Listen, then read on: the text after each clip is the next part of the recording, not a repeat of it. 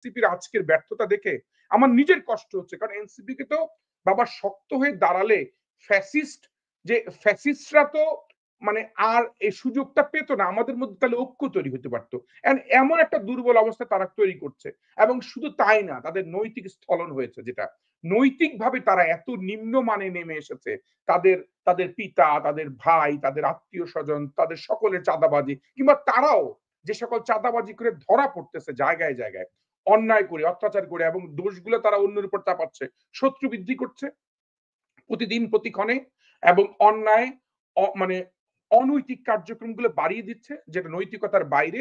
এই ইয়াং জেনারেশনদের নৈতিকতার মধ্যে প্রশ্ন উঠা খুবই খারাপ ছিল। ফলে আপনি দেখেন এখন যেটি আপনি বলতে চাচ্ছেন, আপনার প্রশ্নটি আমি আসি, যে এই যে জুলাই সনদ নিয়ে মানে মানুষের মধ্যে বা সবার মধ্যে যে একটা অস্বস্তি বোধ তৈরি হচ্ছে, সে অস্বস্তি বোধের মধ্যে তারা কিন্তু সরকারকেও পতিত করেছে। এখন আমরা পরিবেশ উপদেষ্টার ভাষ্য অনুযায়ী, কিংবা আমাদের সকলের ভাষ্য অনুযায়ী, এনসিপি হচ্ছে সরকারি পৃষ্ঠপোষকতায় গভর্নমেন্ট স্পন্সর একটি দল, এবং সরকার ধরে নিলাম সরকারেরই একটি রাজনৈতিক দল হচ্ছে এনসিপি। কিন্তু সরকারের রাজনৈতিক দল যদি এনসিপি হয় এবং সেই দলটা ভুল করলে তো সরকারও ক্ষতিগ্রস্ত হয়, তাহলে এনসিপি কেও বোঝা উচিত। যদি আমরা বুঝতে পারি যে হ্যাঁ ভাই এনসিপি তুমি ভুল করো না, কারণ তোমার ভুলের কারণে অন্তর্বর্তীকালীন সরকারের এই ভদ্রলোক, এই ডক্টর মোহাম্মদ ইউনুস বারবারই কিন্তু মানুষের মুখোমুখি হচ্ছে, মানুষের প্রশ্নের সম্মুখীন হচ্ছে তোমার ভুলের কারণে। আর তুমি যতই বোঝার চেষ্টা করো, বলার চেষ্টা করো যে না আমরা ভিন্ন, ওরা ভিন্ন, কিংবা আমরা কিন্তু আলটিমেটলি তো বলেই যে আমাদের ফসল আমরাই এনেছি, আমরাই ডক্টর ইউনুসকে দিয়েছি, দায়িত্ব দিয়েছি। অতএব এটাকে এত ভাগাভাগি করে ঢেকে ঢেকে কোনো অপরাধ করার দরকার নেই। খুব তাদের আমি মনে করি এটাও তাদের একটা ভুল। সরকারকেও বলে ফেলা উচিত স্পষ্ট যে হ্যাঁ আমাদের রাজনৈতিক দল ক্ষতি কি, এমন তো হতেই পারে। আমাদের রাজনৈতিক দল, আমরা আর তাদেরকে কিংস পার্টি হিসেবে তাদেরকে আমরা তৈরি করেছি, জন্ম দিয়েছি। আমরা চাই তারা হৃষ্টপুষ্ট হোক, বড় হোক, নাতিশীতোষ্ণ মানে একটা ভালো পরিবেশে তৈরি হোক। পদযাত্রায় সরকার সহযোগিতা করেছে, তাদের বিভিন্ন জায়গায় জায়গায় বড় বড় গেস্ট হাউস গুলা বা সরকারি যে ডিপার্টমেন্ট গুলো তাদেরকে সহযোগিতা করেছে। শুধু তাই না, আপনি এলজিডি ডিপার্টমেন্টের গাড়ি থেকে শুরু করে আপনারা যদি দেখেন, আপনার পাবলিক হেলথ, তারপর ডিপার্টমেন্ট ইঞ্জিনিয়ার, সব জায়গার গাড়ি টাড়ি দিয়ে অনেকভাবে তারা সহযোগিতা পেয়েছে। অনেক মানুষ তো জানেই না যে সরকারি যে মেশিনারিজ গুলো কিভাবে সাহায্য করতে পারে, এটা কিন্তু অনেকে জানে না। আমি একটা নজির দিই, আওয়ামী লীগের সময় একজন মন্ত্রী শুধু তার নিজের অফিস, পাবলিক তার অফিসটি সাজিয়েছে। সে এই টেন্ডারটা একটা অর্গানাইজেশনের টেন্ডারটা করেছে, কিন্তু অফিসের না, বলেছে তার সরকারি দপ্তর একটা সাজাবে, কিন্তু সরকারি দপ্তরের পরিবর্তে তার অফিসে সাজিয়ে ফেলেছে। কিন্তু কাগজে কলমে তো ঠিকই দেখতে পাচ্ছে যে হ্যাঁ অফিসে এই ফার্নিচার কিনা হয়েছে, এই টেবিল, এই কম্পিউটার সবই, কিন্তু ওখানে পাবে না, চাবে হয়তো আরেক জায়গায়, কিন্তু করেছে। তো এইগুলো তো মানুষ ধরেন এত পুঙ্খানুপুঙ্খানুভাবে মানুষ জানবে না। হয়তো আপনার অনুসন্ধানী সাংবাদিক, আপনারা জানবেন, তাও কয়টা, আপনার পক্ষে হয়তো 20টা 50টা জানা সম্ভব। হচ্ছে তো হাজার হাজার লাখো লাখো জিনিস। অতএব এগুলো আমরা জানছি না, কিন্তু এই সরকারি স্পন্সর নিয়ে তারা যে সুযোগটা পাচ্ছে এবং তারা পাবে, আমি যতই আপনি বিরোধিতা করেন, আমি বিরোধিতা করি, কারণ এক সরকারের পৃষ্ঠপোষকতা করা লোকগুলো এই সুযোগগুলো অটোমেটিক পেয়ে যায়, কারণ যায় বিভিন্ন জায়গায় গেলে সরকারের লোকজনগুলো তাদেরকে সহযোগিতা করে, এক সহযোগিতার সাথে আরেক সহযোগিতা চলে আসে। আপনি যদি বলেন ভাই আমি আমার গাড়িটা দিব আপনাকে, তখন তো আপনার গাড়ির সাথে ড্রাইভারকেও দিতে হচ্ছে, তখন আবার ড্রাইভার দিচ্ছেন না, আবার ড্রাইভারের সাথে আপনি তেল ও পেট্রোল ভরে দিতে হচ্ছেন, তাহলে পেট্রোল দিচ্ছেন না। এইভাবে আর কি, মানে সহযোগিতাগুলো এইভাবে কিছু কিছু সহযোগিতা বাই ডিফল্ট চলে আসছে, এবং এটি নিয়ে তারা কাজ করছে, কিন্তু তারা সমালোচিত। এবং এই জুলাই ঘোষণাপত্রটা, আজকে দেখেন জুলাই ঘোষণা জুলাইতে হতে পারতো, ঠিক আছে আমরা বলছি 36শে জুলাই, আমরা বলি সেটাকে যে 36শে জুলাই, কিন্তু কাগজে কলমে এইটার যে দীর্ঘমেয়াদী, এটার এখন আবেগের কথা, কিন্তু আবেগটাকে রূপান্তর করার জন্য, বাস্তবতা নিয়ে আসার জন্য এই জুলাই চার্টারটা জুলাইতে ঘোষণা করা উচিত ছিল।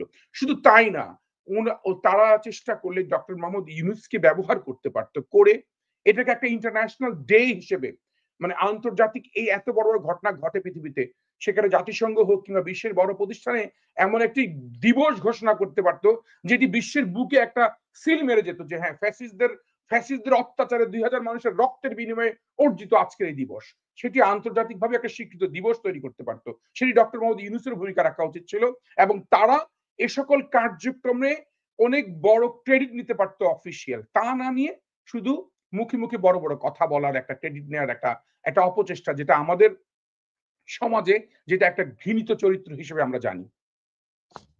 জি। পাশাপাশি আমরা কিন্তু আরেকটা জিনিস দেখলাম নন বাঙালি যে তারা যে শহীদ মিনারে এরকম একটি কর্মসূচি করল, সেখানে কর্মসূচির শেষে তারা সকলে কিন্তু শহীদ মিনারের মধ্যে জুতা, স্যান্ডেল পরে তারা পুরো এলাকাটার মধ্যে মানে যেভাবে তারা হেঁটেছে বা দৌড়াদৌড়ি করেছে এবং পুরো শহীদ মিনারের যে একটা মানে স্যাংটিটি সেটা তারা নষ্ট করেছে। আমরা ইতিপূর্বে কিন্তু এভাবে দেখিনি যে শহীদ মিনারে একটা সমাবেশ করার পরে সেই শহীদ মিনারের এলাকাতে আপনি সেখানে ওই উপরে উঠে আপনি সেখানে জুতা পরে মানে হাঁটবেন।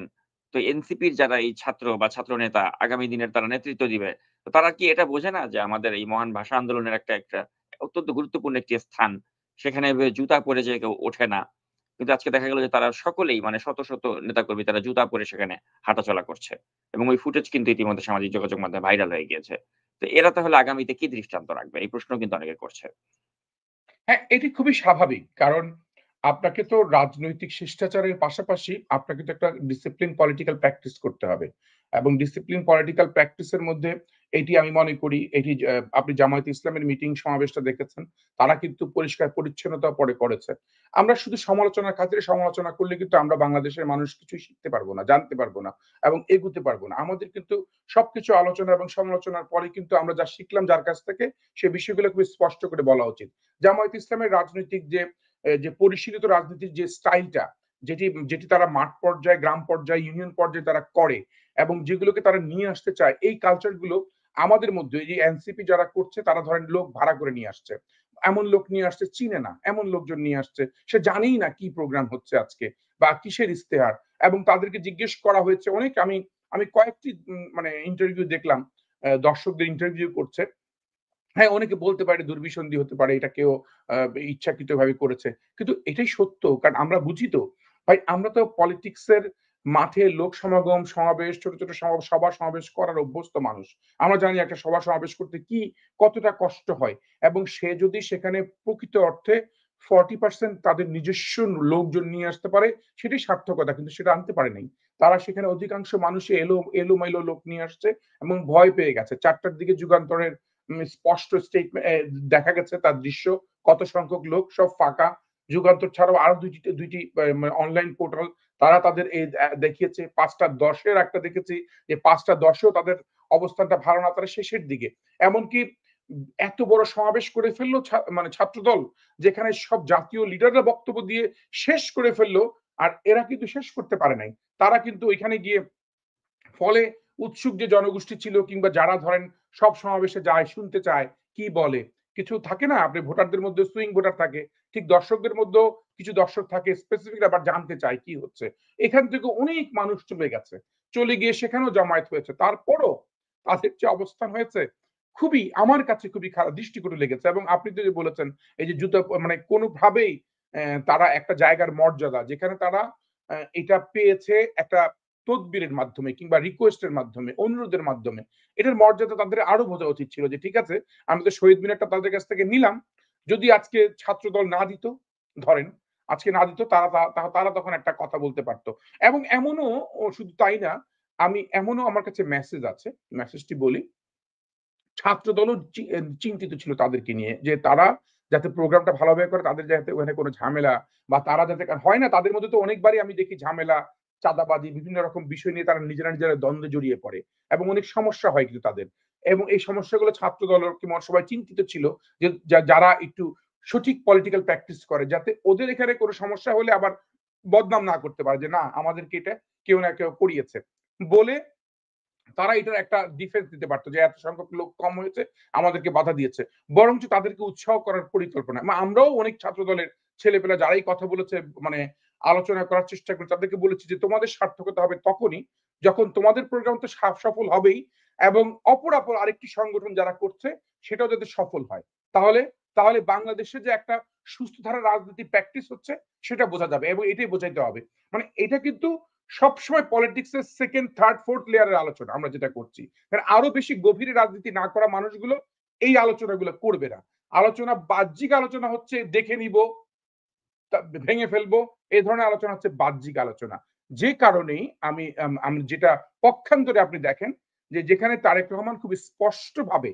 ধরেন আজকে তার যেটা বলেছে যে আমরা প্রতিহিংসার কিংবা প্রতিশোধের রাজনীতি করতে চাই না তার মানে প্রতিহিংসার প্রতিশোধের রাজনীতি করতে না চাওয়ার যে এই যে প্রচেষ্টা এবং সেই প্রচেষ্টা এবং পাশাপাশি আমি যেটা দেখেছি আজকের বক্তৃতা আমি নাহিদ ইসলামের বক্তৃতা শুনেছি এবং আমি সেখানে বিএনপির ভারপ্রাপ্ত চেয়ারম্যানের বক্তৃতা শুনেছি।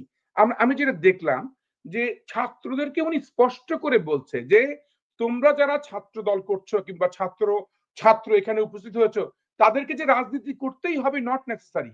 তোমাদেরকে ছাত্র দল করতেই হবে সেটা কিন্তু ইম্পর্টেন্ট না, কিংবা কোনো পদ পদবি নিতে হবে।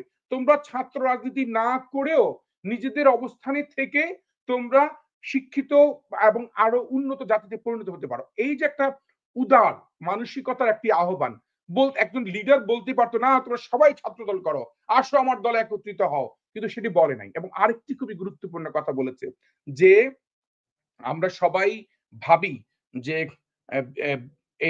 যে আমরা কোনো দলে যুক্ত হব কিংবা আমাদের বিভিন্ন পদ পদবি থাকবে, কিন্তু পদ পদবি ছাড়াও যে যার যার সেক্টরে ইস্যু ভিত্তিক কাজ করে, চিকিৎসক তার চিকিৎসা সেবায়, একজন আইনজীবী, পেশাজীবী মানুষগুলো বিভিন্ন জায়গায় জায়গায় নেতৃত্ব তৈরি করতে পারে, তাদের সঠিক নেতৃত্ব বিভিন্ন সেক্টরে নেতৃত্ব উন্নয়নের মাধ্যমে তৈরি করতে পারে, সেখানে পদ পদবির কোনো প্রয়োজন হয় না। এবং এবং এই যে দেখেন তারা তো ইশতেহারই ঘোষণা করে ফেললো, আর উনি সেখানে যে নতুন যে শব্দগুলো আনলো সমাজে, যে ঠিক আছে যে আমরা 10 লক্ষের বেশি ফ্রিল্যান্সিং করছে, তাদের তো শুধু এই গেটওয়ে এর জন্য শুধু প্রবলেম হচ্ছে, সরকারও চেষ্টা হয়তো করছে, আমরা পাশাপাশি উনি ওয়াইজ স্টেপের কথা বলতে বলেছে যে ওয়াইজ স্টেপের সাথে আমরা কথা বলছি, পেপাল তো আছেই। মানে এই যে শব্দগুলো মানে আলোচনাগুলো ছেড়ে দেওয়া, এগুলাই মনে করি এটাই হচ্ছে নতুন রাজনীতি। এবং বাংলাদেশে যে অনলাইন লাইব্রেরির কথা বলেছেন, অনলাইন লাইব্রেরির কথা মানে মানে এই শব্দগুলো কিন্তু আমি আগে শুনি নাই, যে ঠিক আছে অনলাইন লাইব্রেরি দরকার, যে লাইব্রেরিতে প্রচুর পড়াশোনা করা দরকার।